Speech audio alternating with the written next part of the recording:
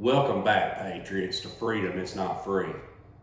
Today I want to talk to you about the 4 most common misconceptions surrounding self-defense use in this country. Before we get into this video, please remember to subscribe and to hit that notification bell. First, before we get started, I need to inform you that I'm not an attorney at law and nothing in this video should be considered legal advice. Now, let's get to the good stuff. The number one most common mistake people make in judging a self-defense incident is whether or not the attacker is armed.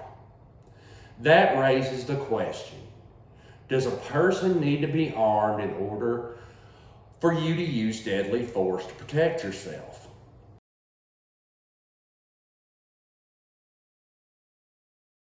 The answer to this question is an absolute no.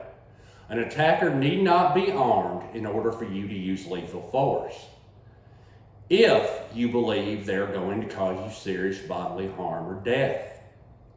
A prime example of this is, if a person is attempting to rape a woman, she can use lethal force against them regardless of whether or not she believes the attacker will kill her in the end. This is because rape is justly considered serious bodily harm. Another common error in logic regarding self-defense actions is directly related to the classic entertainment industry go-to philosophy: shoot to wound.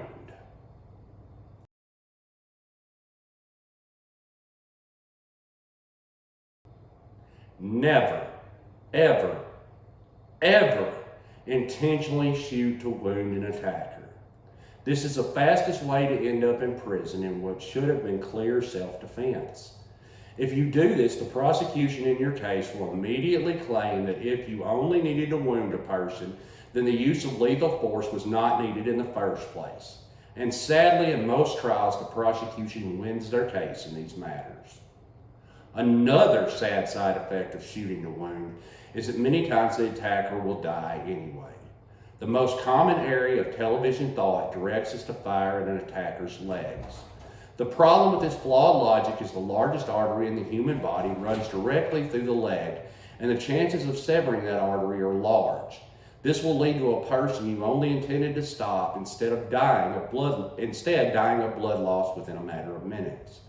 The moral of this story is don't listen to TV shows for advice. The third, and the liberal media / progressive politicians' favorite myth to spread with virulent propaganda is, drum roll please, bringing or carrying a firearm is a provocation allowing someone to attack you. This is entirely false. Welcome to the screen, Tria, my cat. Carrying a firearm in itself does not give anyone the legal or moral right to attack you. Not until a firearm is pointed at an individual can it legally be considered a threat. Then you will ask if pointing a firearm at someone is the same as shooting them, and the answer to that is no. A firearm can also be used as a deterrent to keep you from being attacked in the first place. But remember that if that person chooses to retreat instead of continuing their aggressive action, you must stop there. The last misconception that we are going to address is a common and simple question asked by many. Am I required to administer first aid to an attacker after I use self-defense to protect myself?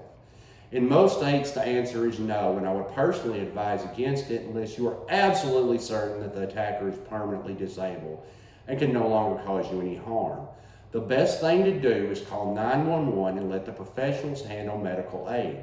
Keep in mind, 911 tapes can be used as evidence against you in court, and you need to say as little as possible before hanging up the phone. 911 operators are trained to keep you on the line and ask as many questions as possible.